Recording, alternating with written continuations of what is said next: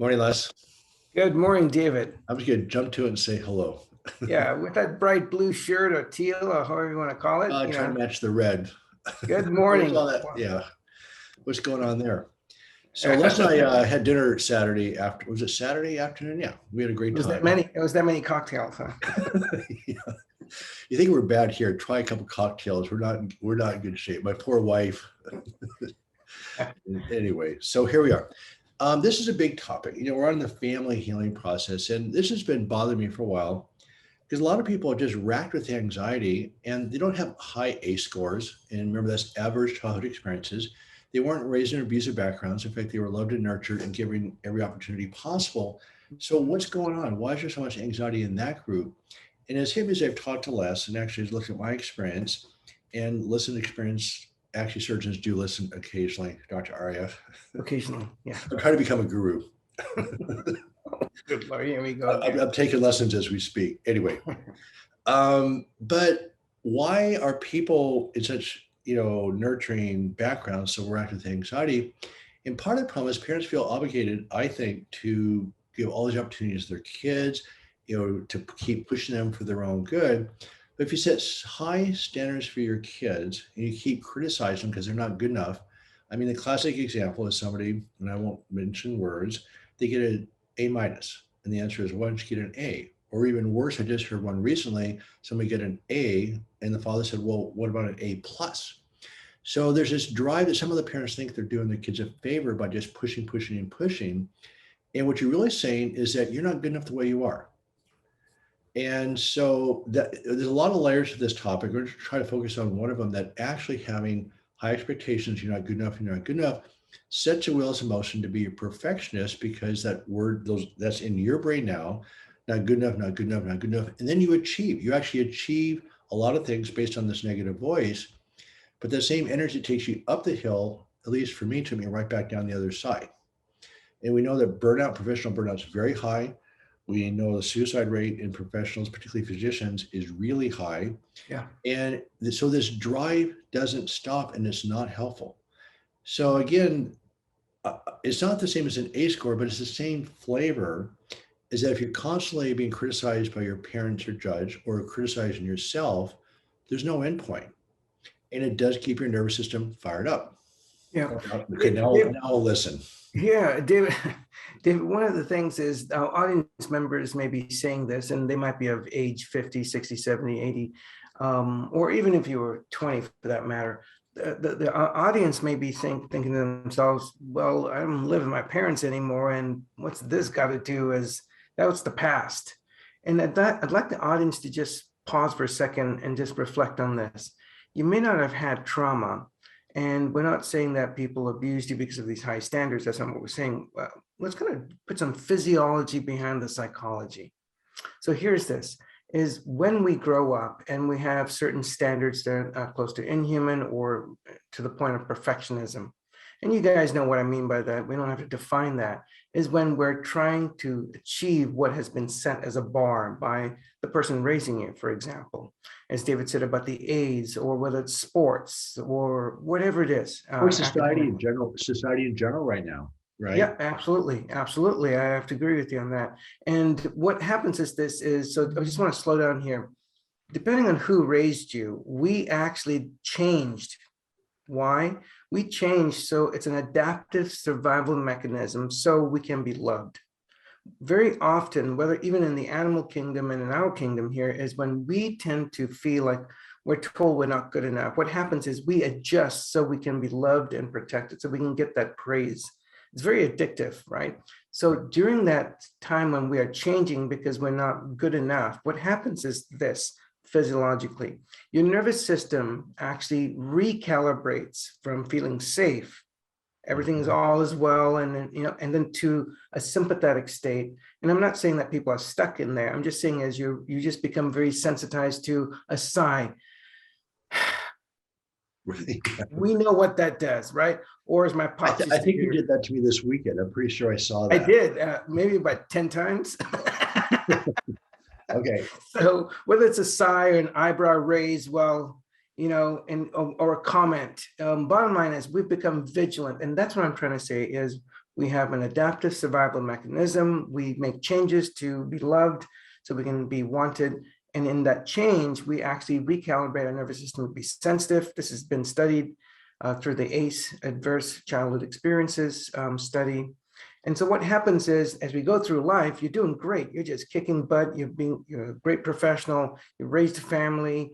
You're achieving projects. You're just doing stuff until you hit some form of illness or chronic pain. And all of a sudden you hit a wall and you're trying to use the same drive, just to steal from David's word, we use the same drive to try to heal things on the inside, and ain't gonna work. Why? Because now you've just activated the sympathetic system into a higher drive, and to heal, you must feel safe enough. David? Well, yeah, absolutely. It's the safety versus threat. And again, you don't feel safe in that situation. And we're going to talk about parenting a lot here in the next week or so. But the bottom line is, think about your own voice, about your parents. I just had a thought, which is going to be very controversial.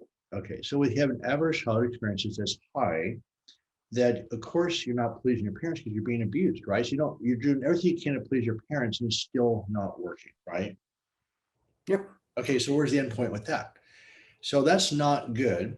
But even though it's not, I wouldn't call it abuse, when your parents are still endlessly critical. That's the word, David, critical. Right, because you don't look at critical. So we're just trying to get my kid to be a better person. Well, you're still saying you're not good enough the way you are. So that endless energy come home, it's never gone. Every time you do your homework, are you really doing your homework? Are you really practicing? Are you doing this, this, and this? So what happens is the same thing. You're trying to please and you can't do it.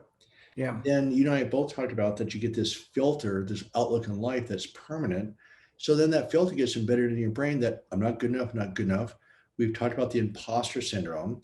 So this energy drives you a long ways, but it doesn't necessarily yield a successful, happy, and fulfilled life. Correct. And so how do you, David, yeah. That's exactly it. It does. We're trying to get somewhere. And when we were kids, and again, as those of us adults who are listening to the show, is people saying, I still don't understand how the past is, what does that got to do? They really helped me out. What we're focused on is when it comes to illnesses or chronic medical conditions, it is vital that you do recognize that you cannot use the outside world to heal or transform the inner world. That's the key message.